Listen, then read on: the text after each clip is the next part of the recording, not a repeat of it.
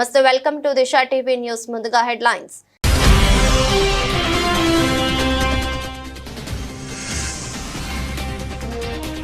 మోదీ ఆహ్వానం మేరకు ఇండియాకు వస్తున్న పుతిన్ పర్యటనకు ఏర్పాట్లు జరుగుతున్నాయన్న రష్యా విదేశాంగ మంత్రి.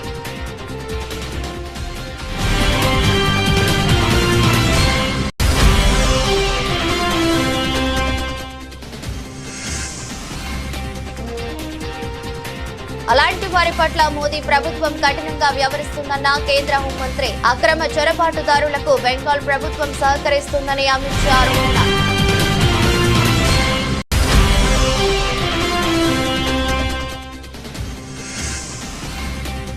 హైదరాబాద్ లో పుట్టిన మీకు తెలుగు ఎందుకు రాదు?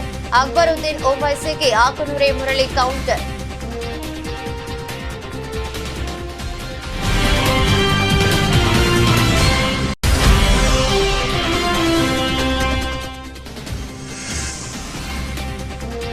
హైదరాబాద్ మెట్రోకు రోజుకు 1.5 కోటి నష్టం. ఛార్జీల పెంపునకు సర్కారు ససేమిరా.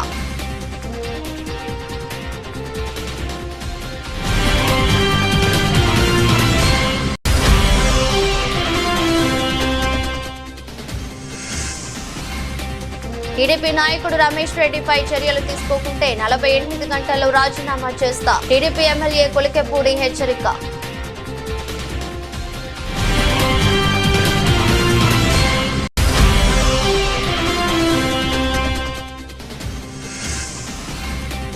కాళేశ్వరం ప్రాజెక్టుపై రేవంత్ రెడ్డి వర్సెస్ కేటీఆర్.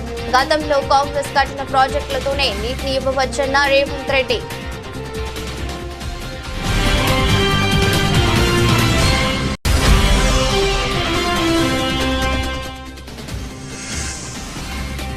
పోలవరంలో పర్యటించిన సీఎం చంద్రబాబు. 2027 డిసెంబర్ నాటికి పోలవరం ప్రాజెక్టు పూర్తవుతుందని ధీమా.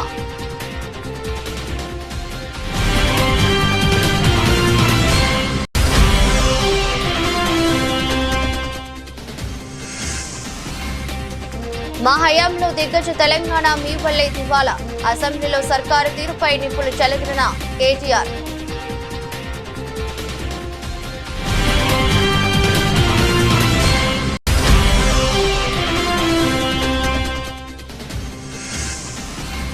తిరుమల శ్రీవారి సేవలో హీరో నితిన్. విఐపి ప్రారంభ విరామ దర్శన సమయంలో స్వామివారిని దర్శించుకున్న నటుడు.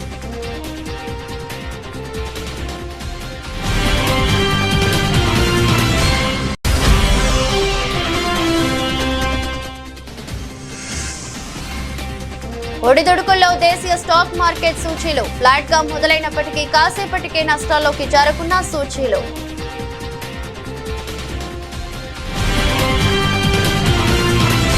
రష్యా అధ్యక్షుడు పుతిన్ ఇండియా పర్యటనకు వస్తున్నారు. భారత్ పర్యటనకు రావాలంటూ ప్రధాని మోదీ చేసిన ఆహ్వానాన్ని పుతిన్ అంగీకరించారని రష్యా విదేశాంగ మంత్రి సెర్గీ లావ్రోవ్ తెలిపారు.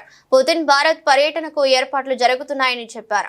Russia and India towards A bilateral agenda పేరుతో రష్యన్ ఇంటర్నేషనల్ కౌన్సిల్ నిర్వహించిన కాన్ఫరెన్స్ లో లావ్రోవ్ మాట్లాడుతూ ఈ మేరకు వివరాలను వెల్లడించారు. మూడోసారి ప్రధానిగా బాధ్యతలను చేపట్టిన తర్వాత మోదీ తొలి అంతర్జాతీయ పర్యటన రష్యాలో చేశారని చెప్పారు. గత ఏడాది జూలైలో మోదీ రష్యాలో పర్యటించారు. ఈ సందర్భంగా భారత్ లో పర్యటించాలని పుతిన్ ను మోదీ ఆహ్వానించారు. అమెరికా టారిఫ్ల ముప్పు, రష్యా ఉక్రెయిన్ యుద్ధం ముగింపుకు సంప్రదింపులు జరుగుతున్న తరుణంలో పుతిన్ భారత్ లో పర్యటించనుండటం గమనార్హం. Уважаемые коллеги, позвольте поприветствовать участников первой международной конференции «Россия и Индия на пути к новой повестке двусторонних отношений».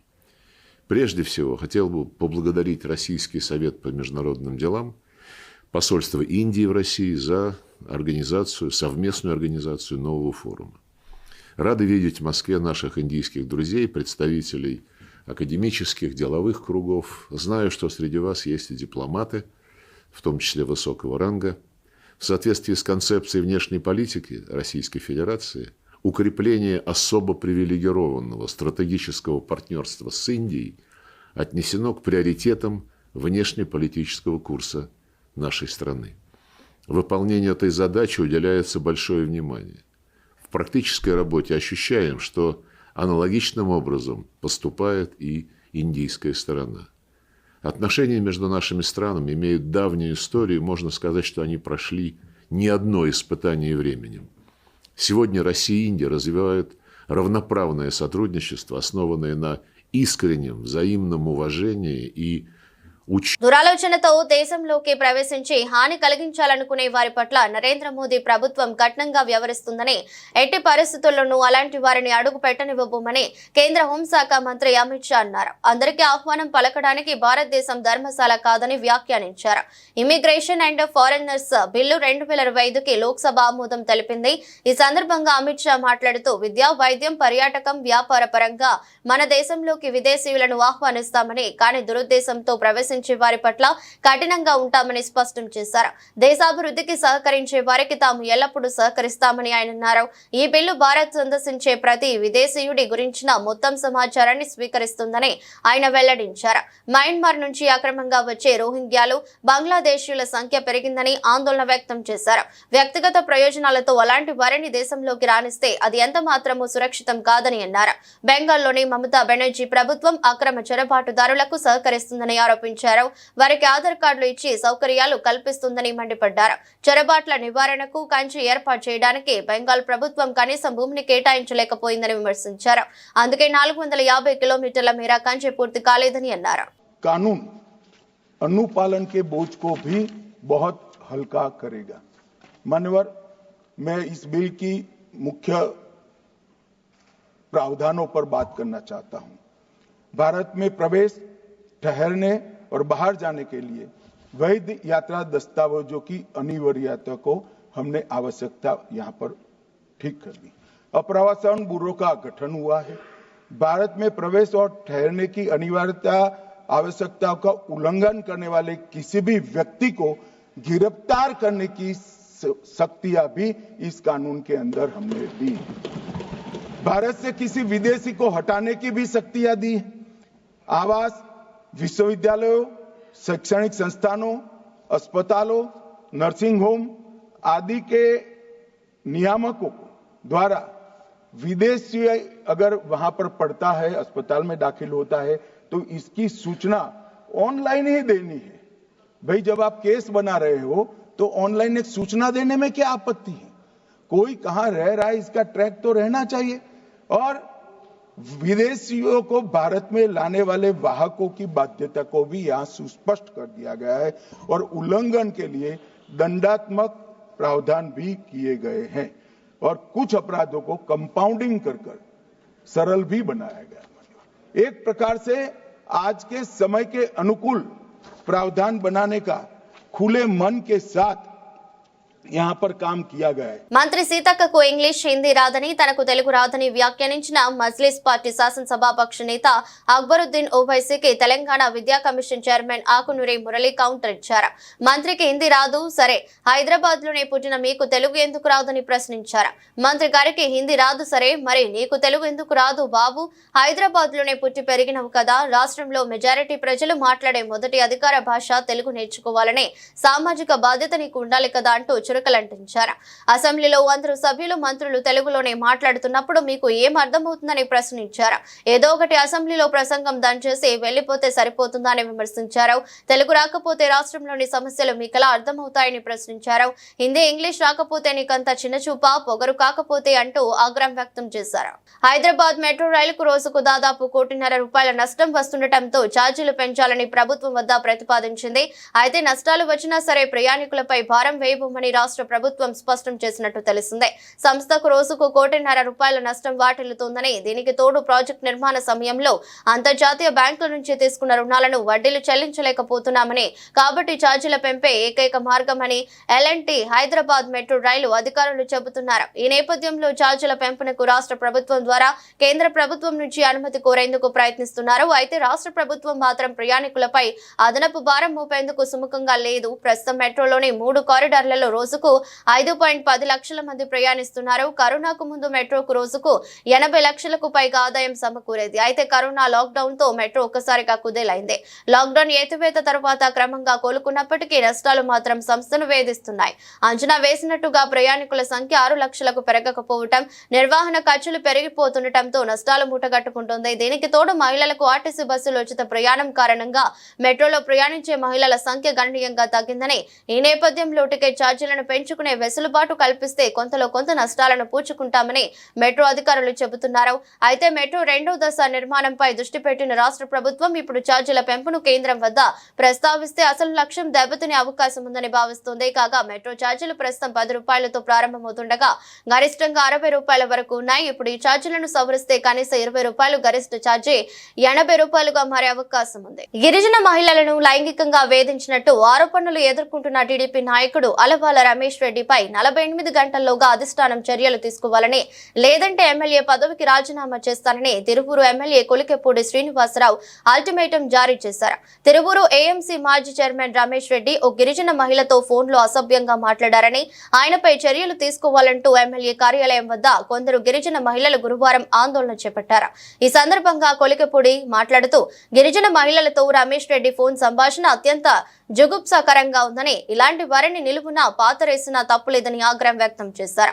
తాను పాల్గొనే కార్యక్రమాల్లో ఆయన ఎక్కడైనా తనకు తారసపడితే చెప్పు తెగే వరకు కొడతానని పేర్కొన్నారు. రమేష్ రెడ్డిపై ఎంపీ కేశినేని శివనాథ్, పార్టీ రాష్ట్ర జిల్లా అధ్యక్షులు, తిరువూరు టీడీపీ పరిశీలకుడు సహా అందరికీ ఫిర్యాదు చేసినట్టు కొలికెపూడి తెలిపారు. 10 రోజులు దాటుతున్న ఆయనపై చర్యలు ఎందుకు తీసుకోలేదని ప్రశ్నించారు. రుణం అడిగినందుకు గిరిజన మహిళతో అసభ్యంగా మాట్లాడిన నాయకుడి విషయంలో పార్టీ అధిష్టానం ఇప్పటి వరకు స్పందించకపోవటం ఏమిటని కొలికెపూడి నిలదీశారు. అలాంటివి జరుగుతున్నప్పుడు రాష్ట్రంలో, దేశంలో ఎక్కడ జరిగినా నేను స్పందిస్తా. అలాంటిది నా నియోజకవర్గంలో జరిగిన తర్వాత నేను స్పందించకపోతే, బాధితులకి న్యాయం జరగకపోతే నేను ఎమ్మెల్యేగా ఎందుకు ఉండాలి? ఉండవల్ల ప్రయోజనం ఏంటి? కాబట్టి మీ అందరికీ చెప్తున్నానమ్మా, 10 రోజుల నుంచి మౌనంగా ఉన్నా. నేనే అందరికీ చెప్తున్నా, పార్టీ దృష్టిలో పెట్టాం, నాయకులకు చెప్పాం, చర్య తీసుకుంటారు, కాస్త ఓపిక పట్టండి. నేను వ్యక్తిగత స్థాయిలో స్పందించడానికి నాకు నిమిషం పట్టింది. కానీ ఒక శాసనసభ్యుడిగా నేనేమన్నా స్పందిస్తే దాని మీద అందరి విశ్లేషణ ఉంటుంది. కాబట్టి నేను ఒక బాధ్యతాయుతమైన శాసనసభ్యుడిగా సమన్వయం పాటిస్తున్నాను, కొంచెం ఆగండి అని అందరికీ చెప్పాను. ఇంత దారుణం చేసిన రమేష్ రెడ్డి మీద పార్టీ నాయకత్వం చర్యలు తీసుకోకపోతే 48 గంటల తర్వాత నేను రాజీనామా చేస్తాను. కాళేశ్వరం ప్రాజెక్టు అంశంపై ముఖ్యమంత్రి Revanth Reddy, BRS working president KTR మధ్య మాటల యుద్ధం కొనసాగింది. పంటలు ఎండిపోయి రైతులు నష్టపోతున్నప్పటికీ ప్రభుత్వం పట్టించుకోవటం లేదని కేటీఆర్ విమర్శించారు. కాళేశ్వరం ప్రాజెక్టును కూలేశ్వరం అంటూ మంత్రులు మాట్లాడటం సరికాదని ఆయన అభిప్రాయపడ్డారు. ఆలోచన లేకుండా భారీ ప్రాజెక్టును కూలేశ్వరం అని సంబోధించవద్దని కేటీఆర్ హితవు పలికారు. కాళేశ్వరం కూలిపోయిందని చెబుతున్న ముఖ్యమంత్రి కొండపోచమ్మ సాగర్, మల్లన్న సాగర్ నుంచి హైదరాబాద్ కు నీరు తెస్తానని పేర్కొనడం విడ్డూరంగా ఉందని అన్నారు.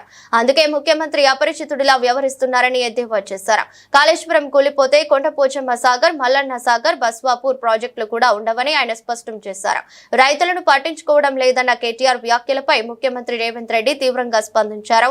కాళేశ్వరం ప్రాజెక్టు లేకపోయినా గోదావరి జలాలను వినియోగించే అవకాశం ఉందని ఆయన తేల్చి చెప్పారు. కమిషన్లు, ఫామ్ హౌస్ల కోసమే రీడిజైన్ల పేరుతో కాళేశ్వరం ప్రాజెక్టును నిర్మించారని ఆయన ఆరోపించారు. పార్తే కానీ మీరు ఏదైతే లిఫ్టులు, పంపులు పెట్టి కూలగొట్టిన దానికి సంబంధం లేదు. శ్రీపాద, ఎల్లంపల్లి, లేకపోతే శ్రీరామ్ సాగర్, ఇవన్నీ ప్రాజెక్టులు మీ తాతల కాలంలో కట్టిన కాంగ్రెస్ ప్రాజెక్టులు.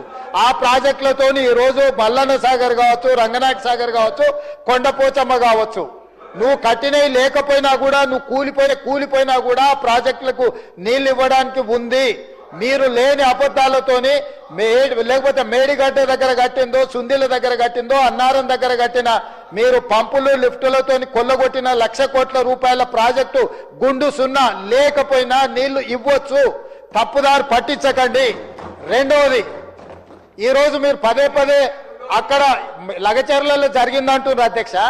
మల్లన్న సాగర్ కట్టిన రోజు ఏటిగడ్డ, కిష్టాపూర్, వేమ్లఘాట్ 14 గ్రామాలు, తండాలు కలిసి పరిగెత్తించి మిమ్మల్ని కొట్టిన రోజు మీరు పోలీసుల బూట్ కాళ్ళతోని తొక్కిచ్చిన రోజు, ఆ రోజు ఎట్లా జరిగింది అధ్యక్ష? అది గజ్వేల్లోనే కదా.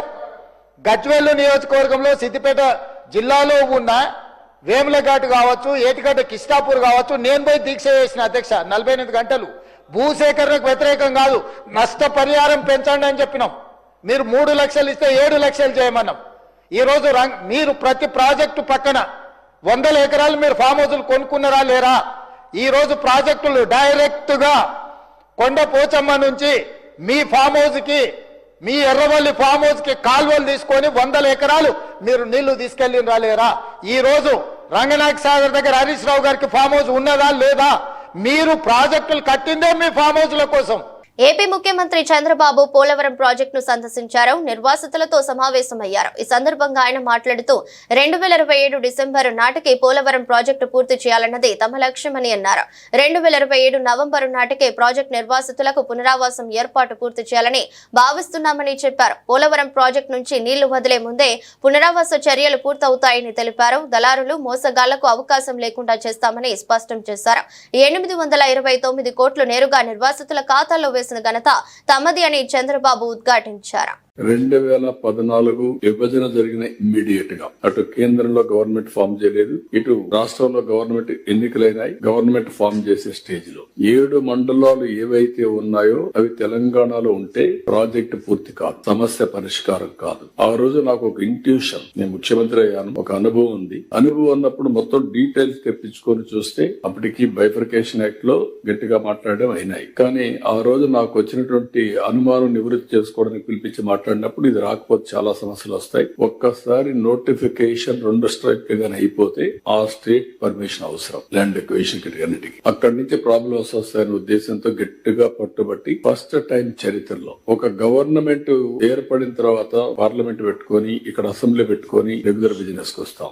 బిఫోర్ పార్లమెంట్ సమావేశాల కంటే ముందు ఒక ఆర్డినెన్స్ ఇష్యూ చేసి, పార్లమెంట్ పెడితే ఆర్డినెన్స్ కాబట్టి ఆర్డినెన్స్ ఇష్యూ చేసి ప్రెసిడెంట్ ఆఫ్ ఇండియాను కన్విన్స్ చేసి ప్రెసిడెంట్ ఆఫ్ ఇండియా రిఫ్యూజ్ చేశాడు అనుకోండి, రేపే కదా మీరు ముందు పార్లమెంట్ పెట్టుకొని అక్కడ పాస్ చేసుకోమంటే అంత లోపల నోటిఫికేషన్ అయిపోతుంది. There is a dead line June 2 2 రాష్ట్రాలు ఏర్పడడానికి. June 2 వస్తే ఆటోమేటిక్ గా 2 రాష్ట్రాలు మళ్ళీ బిల్ పాస్ చేయాలి, తర్వాతనే కేంద్ర రూల్ వస్తుంది. అలాంటి సమయంలో 7 మండలాలు ఆంధ్రప్రదేశ్ రాష్ట్రానికి ఇవ్వడం ఈ ప్రాజెక్టు పూర్తి చేయడానికి దోహదం చేసింది. కేంద్రం మీరు ఒకసారి చూస్తే చాలా కోఆపరేట్ చేశారు, ఆ రోజు చేశారు, ఈ రోజు చేశారు. అక్కడి నుంచి ఈ ప్రాజెక్ట్ ని పూర్తి చేయడానికి నీతి ఆయోగ్ వెళ్తే నీతి ఆయోగ్ రికమెండ్ చేశారు. ఇది ఆంధ్రప్రదేశ్ కి డెడికేటెడ్ ప్రాజెక్ట్, బైఫర్కేషన్ లో వచ్చింది. ఈ ప్రాజెక్ట్ ను పూర్తి చేయాలంటే వాళ్లే శ్రద్ధ తీసుకుంటారు. నేషనల్ ప్రాజెక్టులు పూర్తి చేసిన చరిత్ర చూస్తే ఆశాజనకంగా లేవు. కాబట్టి ఈ ప్రాజెక్ట్ రాష్ట్రానికి ఇమ్మని చెప్పి ఎగ్జిక్యూషన్ అంతా కూడా స్టేట్ గవర్నమెంట్ చేయమని ఇచ్చారు. దాంతో ఏ కొలమానాలతో కొలిచినా,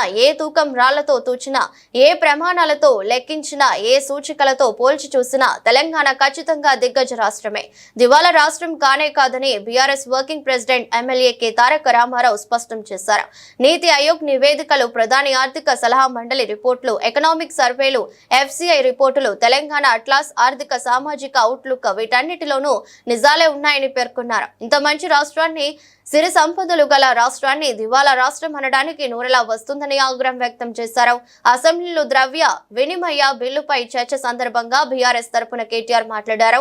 బీఆర్ఎస్ హయాంలో 218 టీఎంసీల నిల్వ సామర్థ్యాన్ని జత చేసినట్టు కేటీఆర్ వివరించారు. కాళేశ్వరం, MMR, గౌరవెల్లి, నెట్టెంపాడు, భక్తరామదాసు, KLI, తుమ్మిళ్ల, చెనాక, కొరాట ఇలా సాగునీటి రంగంపై 1000 కోట్లు ఖర్చు చేశామని, మిషన్ కాకతీయ కింద 22,627 చెరువులను బాగు చేశామని తెలిపారు. బీఆర్ఎస్ హయాంలో అన్ని రకాల పంటల దిగుబడి 1.07 కోట్ల టన్నుల నుంచి 4.65 కోట్ల టన్నులకు అంటే 355% పెరిగిందని, వ్యవసాయం, రైతులు సాగునీటి రంగంపై పెట్టుబడి పెట్టడం వల్లే ఇది సాధ్యమైందని చెప్పారు. ధాన్యం ఉత్పత్తి 68 లక్షల టన్నుల నుంచి 2023లో 2.7 కోట్ల టన్నులకు పెరిగిందని, పంజాబ్, హర్యానాను దాటిపోయిందని తెలిపారు. అధ్యక్ష, నేను ఒకటే చెప్తా ఉన్నా, ఆనాడు మిగులు రాష్ట్రంగానే మన ప్రయాణం ప్రారంభమైంది. మీకు ఒక విషయం దయచేసి అందరు కూడా తెలుసుకోవాలి. మేము ఆనాడు తెలంగాణ ఉద్యమంలో ఉన్నప్పుడు పెద్దలు కేసీఆర్ గారు, పెద్దలు జయశంకర్ గారు ఎప్పుడు చెప్పేవారు, తెలంగాణ 1948లో సర్ప్లస్ స్టేటే, 1956లో ఆంధ్రాతో కలిసినాడు సర్ప్లస్ స్టేటే, 68లో ఉద్యమం ప్రారంభమైనాడు మొదటి దశ ఉద్యమం, ఆ రోజు సర్ప్లస్ స్టేటే, 2001లో సర్ప్లస్ స్టేటే, 2014లో సర్ప్లస్ స్టేటే, 2025లో కూడా సర్ప్లస్ స్టేటే, మిగులు రాష్ట్రమే.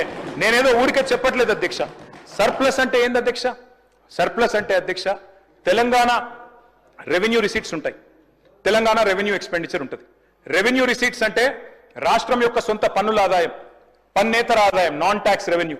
అదే మాదిరిగా మనకు కేంద్రం నుంచి వచ్చే సెంట్రల్ షేరు, అదేవిధంగా గ్రాంట్స్ ఇన్ ఎయిడ్, ఈ 4 కలిపితే రెవెన్యూ రిసీట్స్ అధ్యక్ష. రెవెన్యూ ఎక్స్పెండిచర్ అంటే జీతాలు, పెన్షన్లు, మిత్తీలు, అదేవిధంగా సబ్సిడీలు, ఈ 4 అధ్యక్ష. రెవెన్యూ ఒకవేళ రెవెన్యూ ఇన్కమ్, రెవెన్యూ రిసీట్స్ కనుక రెవెన్యూ ఎక్స్పెండిచర్ కంటే ఎక్కువ ఉంటే we're revenue surplus. Today I'm going to share the details with you sir. మీరు 2014లో రాష్ట్రాన్ని మాకు అప్పచెప్పినప్పుడు ఆనాడు కాంగ్రెస్ పార్టీ 369 కోట్ల రెవెన్యూ మిగులుతో మాకు అప్పచెప్పింది. మళ్ళీ మేము తిరిగి మీకు అప్పచెప్పినాడు 2023లో 5,944 కోట్ల రెవెన్యూ సర్ప్లస్ తో మీకు అప్పచెప్పినాం. ఈరోజు మీరు బడ్జెట్ ఇక్కడ పెట్టినారు. ఏం పెట్టారు? ఇందులో 2,700 కోట్ల రెవెన్యూ సర్ప్లస్ అని పెట్టినారు. నేను అడుగుతా ఉన్న భట్టి విక్రమార్క గారిని, పెద్దలు ముఖ్యమంత్రి గారిని, అధ్యక్ష తెల్లారలేస్తే చెప్తారు అధ్యక్ష అప్పులు వడ్డీలు కట్టడానికే మాకు డబ్బులు లేవని. వాస్తవం ఏంది అధ్యక్ష? మరి అయితే మీరు బడ్జెట్లైనా తప్పు చెప్తుండ్రు లేదా బయటనైనా తప్పు చెప్తుండ్రు. పోలవరం ప్రాజెక్టుపై ముఖ్యమంత్రి చంద్రబాబు గత వైసీపీ ప్రభుత్వంపై అన్ని అబద్దాలే మాట్లాడుతున్నారని వైసీపీ నాయకుడు మాజీ మంత్రి అంబటి రాంబాబు ఆరోపించారు. గురువారం ఏపీ సీఎం పోలవరం ప్రాజెక్టును సందర్శించి మీడియాతో మాట్లాడుతూ వైసీపీ పాలనపై విరుచుకుపడ్డారు. ఈ సందర్భంగా చంద్రబాబు చేసిన వ్యాఖ్యలను రాంబాబు తిప్పికొట్టారు. పోలవరం నిధులు ప్రభుత్వానికి మళ్లించినట్లు రుజువు చేస్తే చంద్రబాబుకు సాష్టాంగ నమస్కారం చేస్తారని అన్నారు. పోలవరాన్ని సర్వనాశనం చేసింది చంద్రబాబు ఏనని విమర్శించారు. వైఎస్ జగన్ హయాంలో పోలవరం పనులు యుద్ధ ప్రాతిపదికన కొనసాగాయని వెల్లడించారు. అబద్దాలు చెప్పడంలో అందరికన్నా పెద్దవాడు, నిజాలు చెప్పడంలో అందరికన్నా చిన్నవాడు చంద్రబాబుని ఎద్దేవా చేశారు. పోలవరం నిర్మాణం సమయంలో రాష్ట్ర ప్రభుత్వమే పోలవరానికి ముందుగా డబ్బులు ఖర్చు పెట్టిన తర్వాత కేంద్రం రియంబర్ చేయడానికి కేంద్రంతో చంద్రబాబు ఒప్పందం చేసుకున్నారని ఆరోపించారు. ఇందులో డబ్బుల మళ్లింపు ఎక్కడ ఉంటుందని ప్రశ్నించారు. 12,557 కోట్ల రూపాయలు రిలీజ్ చేయడానికి సిద్ధం చేశారు. ఆల్మోస్ట్ ఆల్ క్యాబినెట్కి వెళ్తూ ఉన్న దశలో వీళ్ళకి కూటమి కుదిరింది. కూటమి కుదరంగానే చంద్రబాబు నాయుడు గారు, పవన్ కళ్యాణ్ గారు వెళ్ళి అమ్మమ్మ మీరు ఇప్పుడు రిలీజ్ చేయమాకండి అడ్వాన్సు, మీరు రిలీజ్ చేస్తే జగన్మోహన్ రెడ్డికి పేరు వస్తుంది అని ఆపించేశారు. అది మొన్న రిలీజ్ అయింది. 12,557 కోట్ల రూపాయలు మొన్న అడ్వాన్స్ రిలీజ్ కావడానికి కారణం జగన్మోహన్ రెడ్డి గారని చిత్తశుద్ధిగా చెప్తున్నా, గుండె మీద చెయ్యి వేసుకొని చెప్తున్నా. మా కృషి ఫలితంగా ఆ రోజున ఫైల్ మీరు ఆపిన అదృష్టవశాత్తు మీరు అధికారంలోకి వచ్చారు. అడ్వాన్స్డ్గా అంటే మొదటి దశ కంప్లీట్ కావడానికి 33,000 కోట్ల రూపాయలు అవసరం కాబట్టి దానిలో కొరవగా మిగిలిపోయినటువంటి 12,557 కోట్లు రిలీజ్ చేయడానికి సిద్ధపడి కొంత రిలీజ్ చేశారు అడ్వాన్స్డ్గా. ఇటువరకు ఎప్పుడూ లేనిది, చంద్రబాబు నాయుడు గారి టైంలో లేనిది, చంద్రబాబు నాయుడు గారి అగ్రిమెంట్లో లేనిది జగన్మోహన్ రెడ్డి గారు ఒప్పిస్తే మీ సమయం వచ్చేటప్పుడు రిలీజ్ అయింది. ఇక్కడ చేశారండి మీరు. ఇందా మమ్మల్ని అంటున్నారు కన్నా డైవర్ట్ చేశారని. మీరు డైవర్ట్ చేశారు. వాళ్ళు రిలీజ్ అయిన డబ్బులు ప్రాజెక్టు ఖర్చు పెట్టుకోకుండా మీరు జీతాలకు ఇచ్చే కార్యక్రమం చేశారు. చేస్తే కేంద్ర ప్రభుత్వం 15 సార్లు 20 సార్లు వార్నింగ్ ఇస్తే అప్పుడు జాయింట్ అకౌంట్లో వేసినటువంటి దౌర్భాగ్యమైన పరిస్థితి చేసింది మీరని మనవి చేస్తున్నాం. కేంద్ర ప్రభుత్వం పోలవరానికి ఇచ్చినటువంటి అడ్వాన్స్ని డైవర్ట్ చేసినటువంటి వ్యక్తి నారా చంద్రబాబు నాయుడు గారు. ఇవాళ మమ్మల్ని అంటాడు 5 సంవత్సరాల్లో మేము డైవర్ట్ చేశామని. డైవర్ట్ చేయడానికి అవకాశమే లేదు. నేను ఇందాక చెప్పినట్టుగా ఇంకొక విషయాన్ని ఇక్కడ చెప్తాను మీకు. కరోనా మీకు గుర్తుంది. కరోనా ఉన్నప్పటికీ కూడా శరవేగంతో పోలవరాన్ని ముందుకు తీసుకువెళ్ళే కార్యక్రమం చేశాం. కేవలం నేను మనవి చేస్తున్నా, డయాఫ్రమ్ వాళ్ళు దెబ్బతిని పోవడం వలన మేము దాన్ని పూర్తి చేయలేకపోయాం సకాలంలో. ముందు అనుకున్నాం పూర్తి చేస్తామని. నేను వెళ్ళిన తర్వాత వెళ్ళి మాట్లాడి సీఎం గారితో చెప్పి డయాఫ్రమ్ వాళ్ళు దెబ్బతింది సార్, ఇది నూతనమైనటువంటి డయాఫ్రమ్ వాళ్ళు నిర్మించేంత వరకు కూడా ఇది పూర్తి చేయడం సాధ్యం కాదు అని చెప్పి ఒప్పించి ఎప్పుడు పూర్తి చేస్తామో కరెక్ట్గా చెప్పలేమనే విషయాన్ని కూడా ప్రభుత్వం తరపున తొలిసారిగా నేను చెప్పినటువంటి అంశాన్ని కూడా ఇక్కడ నేను గుర్తు చేస్తున్నా. శాసన మండలిలో పదవీ కాలం పూర్తి చేసుకున్న సభ్యులను ఘనంగా సత్కరించారు. శాసన మండలి ఆవరణలో జరిగిన కార్యక్రమంలో మండలి చైర్మన్ గుత్తా సుఖేందర్ రెడ్డి, ముఖ్యమంత్రి రేవంత్ రెడ్డి చేతుల మీదుగా పదవీ కాలం పూర్తి చేసుకున్న 9 మంది సభ్యులను సత్కరించారు. మార్చి 29వ తేదీతో పదవీ కాలం ముగుస్తున్న టి జీవన్ రెడ్డి, కూర రాఘోత్తమరెడ్డి, అలుగుపల్లి నర్సిరెడ్డి, మహమూద్ అలీ, సత్యవతి రాథోడ్, సేరి సుభాష్ రెడ్డి, యగ్గి మల్లేశంతో పాటు మే 1వ తేదీతో పదవీ కాలం పూర్తి చేసుకుంటున్న ఎంఎస్ ప్రభాకర్ రావుని సత్కరించారు. కార్యక్రమంలో భాగంగా పదవీ కాలం పూర్తి చేసుకుంటున్న ఎమ్మెల్సీల సేవలను గుర్తు చేసుకున్నారు. కార్యక్రమంలో మండలి డిప్యూటీ చైర్మన్ డాక్టర్ బండా ప్రకాష్, మంత్రులు డి శ్రీధర్ బాబు, దామోదర్ రాజ్ నరసింహ, పలువురు శాసన మండలి సభ్యులు, ప్రభుత్వ ప్రధాన కార్యదర్శి శాంతి కుమారితో పాటు పలువురు అధికారులు పాల్గొన్నారు.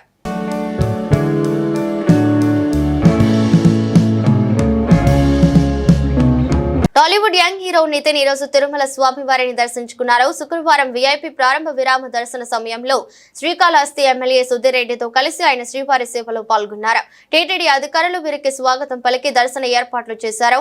దర్శనం అనంతరం రంగనాయకుల మండపంలో నితిన్ కు వేద పండితులు ఆశీర్వచనం చేసి శ్రీవారి తీర్థ ప్రసాదాలను అందజేశారు. కాగా ఈ రోజు నితిన్ నటించిన కొత్త సినిమా రాబిన్ హుడ్ థియేటర్లలోకి వచ్చిన విషయం తెలిసిందే. వెంకీ కుటుంబల దర్శకత్వంలో వచ్చిన ఈ మూవీపై భారీ అంచనాలు ఉన్నాయి. నితిన్ సరసన కథానాయికగా యంగ్ బ్యూటీ శ్రీలీల నటించగా ఆసిన్ మాజీ క్రికెటర్ డేవిడ్ వార్నర్ అతిథి పాత్రలు నటించడం విశేషం. అందరికీ నమస్కారం అండి. ఇవాళ మార్చ్ 28 నా సినిమా రాబిన్ హుడ్ వస్తుంది ఇవాళ. సో దాని ముందు స్వామివారిని దర్శించుకున్నాను. దర్శనం మా బుద్ధుల సుధీరన్న వల్ల శ్రీకాళహస్తి మాకు చాలా బాగా జరిగింది. మా ఫ్యామిలీ ఫ్రెండ్ ఎప్పటి నుంచో. సో థ్యాంక్ యూ అన్న, thank you so much. So అందరూ ప్లీజ్ సినిమా చూడండి, చూసి ఎంజాయ్ చేయండి. నెక్స్ట్ ప్రాజెక్ట్ సినిమా పేరు తమ్ముడు అండి. అంతర్జాతీయంగా అన్ని మార్కెట్లు నష్టాల్లో కొనసాగుతుండటంతో భారత స్టాక్ మార్కెట్ సూచీలు ఇవాళ శుక్రవారం ఒడిదుడుకుల మధ్య కొనసాగుతున్నాయి. మార్కెట్ ప్రారంభమైనప్పుడు ఫ్లాట్ గా మొదలైనప్పటికీ కాసేపటికి నష్టాల్లోకి జారుకున్నాయి. ఉదయం 10:30 సమయంలో సెన్సెక్స్ 175 పాయింట్ల నష్టంతో 77,431 వద్ద ట్రేడ్ అవుతుండగా నిఫ్టీ 36 పాయింట్ల నష్టంతో 23,555 వద్ద కదలాడుతున్నాయి. అయితే అనంతరం ఒక్కసారిగా Nifty, Sensex, bank Nifty index లు ఒక్కసారిగా పెరుగుతున్నాయి. నిన్న అమెరికా మార్కెట్లు నష్టాలు ముగిశాయి. అయితే ఒక యుఎస్ 30 ఇండెక్స్ మాత్రం పాజిటివ్ గా నడుస్తుంది. S&P సూచీ 0.28%, డౌ జోన్స్ 0.37% నష్టాల్లో ముగిశాయి.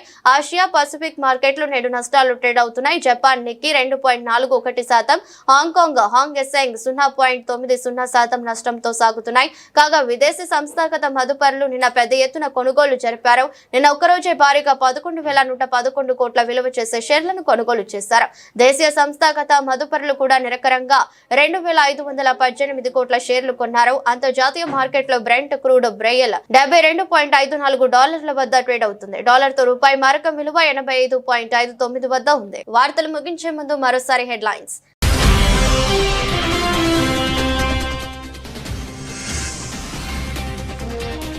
మోదీ ఆహ్వానం మేరకు ఇండియాకు వస్తున్న పుతిన్ పర్యటనకు ఏర్పాట్లు జరుగుతున్నాయన్న రష్యా విదేశాంగ మంత్రి.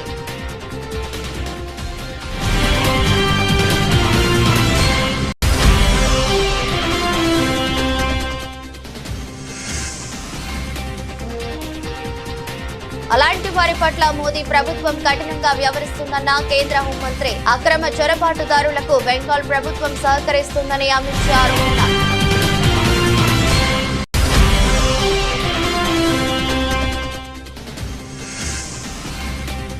హైదరాబాద్ లో పుట్టిన మీకు తెలుగు ఎందుకు రాదు? అక్బరుద్దీన్ ఓవైసీకి ఆకునూరి మురళి కౌంటర్.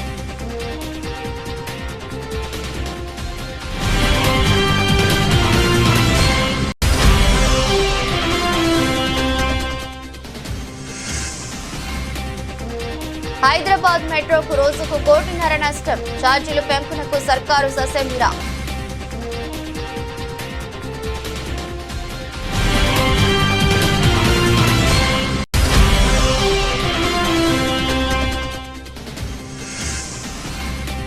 టీడీపీ నాయకుడు రమేష్ రెడ్డిపై చర్యలు తీసుకోకుంటే 48 గంటల్లో రాజీనామా చేస్తా. టీడీపీ ఎమ్మెల్యే కొలికెపూడి హెచ్చరిక.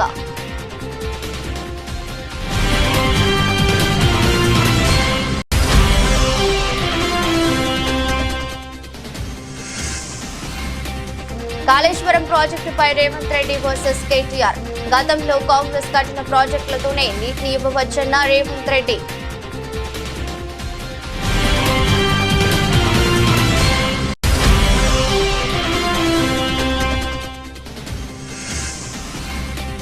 పోలవరంలో పర్యటించిన సీఎం చంద్రబాబు.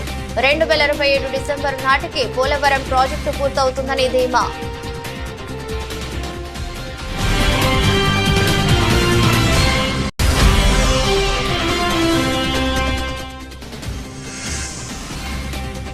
మా హయాంలో దిగ్గజ తెలంగాణ మీ వల్లే దివాలా.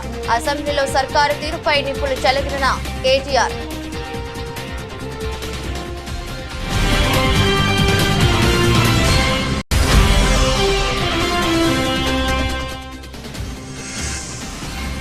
తిరుమల శ్రీవారి సేవలో హీరో నితిన్. వీఐపీ ప్రారంభ విరామ దర్శన సమయంలో స్వామివారిని దర్శించుకున్న నటుడు.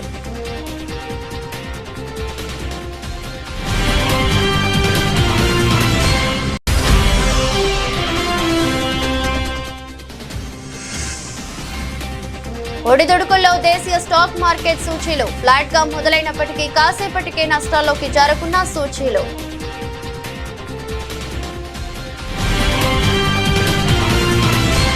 ఇది రోజు బులెటిన్. మరో బులెటిన్లో మళ్ళీ కలుద్దాం. అంతవరకు సెలవు. నమస్కారం.